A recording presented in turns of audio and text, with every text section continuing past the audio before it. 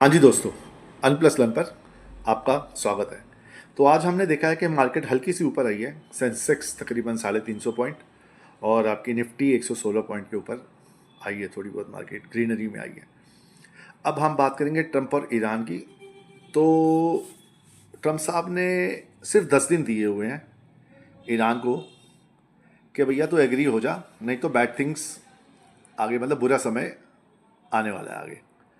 और बीच में शनिवार और अब संडे भी, सैटरडे संडे आएगा तो मार्केट भी बंद होगी। तो पता नहीं अब मंडे को क्या हाल होगा मार्केट का।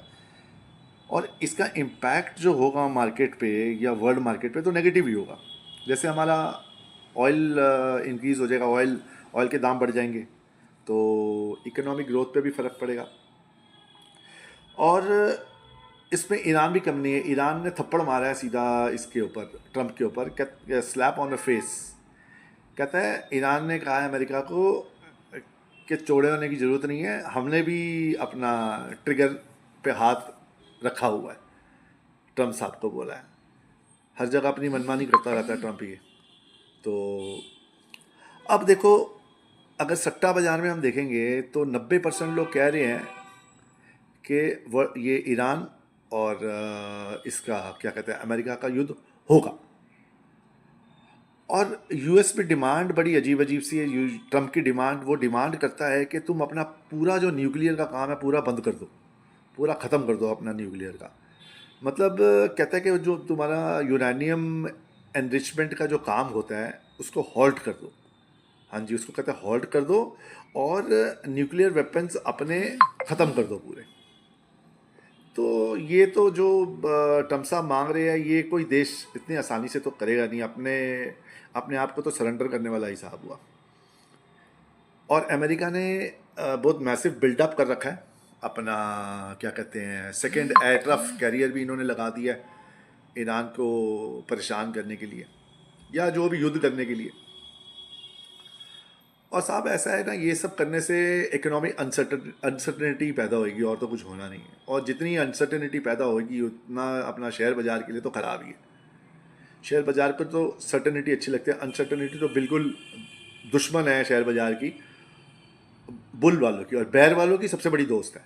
वो तो चाहते हैं बस सीट कुछ ना कुछ भसूड़ी पड़ी रहे और हम अपना मंदी मंदी मंदी मंदी करके नोट बटोर लें।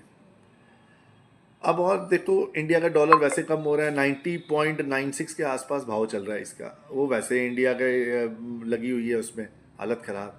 और ऑयल इंडस्ट्री ये सब भी वैसे, टायर, पेंट, सीमेंट और केमिकल इंडस्ट्री पे भी बुरा इफेक्ट ही आने वाला है, नेगेटिव इफेक्ट ही आएगा इनके ऊपर।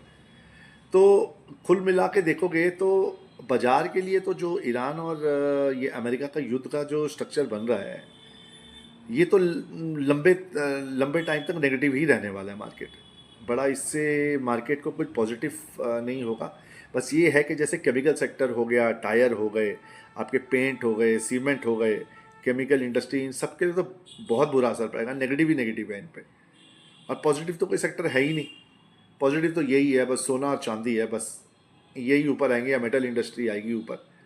तो अब देखते हैं ये 10 दिन में, अब 10 दिन में जो ट्रम्प साहब ने दे रखा है ईरान को समय, इसमें क्या डेवलपमेंट होती है। लेकिन उम्मीद तो यही है कि अमेरिका और ईरान का युद्ध इस बार एक बार फुल एंड फाइनल होना ही होना है। तो देखते हैं साहब अभी ये क्या होता है। इससे इससे ही पता चलेगा मार्केट की दिशा दशा कहाँ जा रही है, ऊपर जा रही है, नीचे जा रही है। बस वेट ही कर सकते हैं हम, वेट करके देखते हैं और क्या इसका असर होता है। फिर आगे की इन्फॉर्मेशन शेयर करूंगा जैसे कोई इन्फॉर्मेशन आती है। तो धन्यवाद।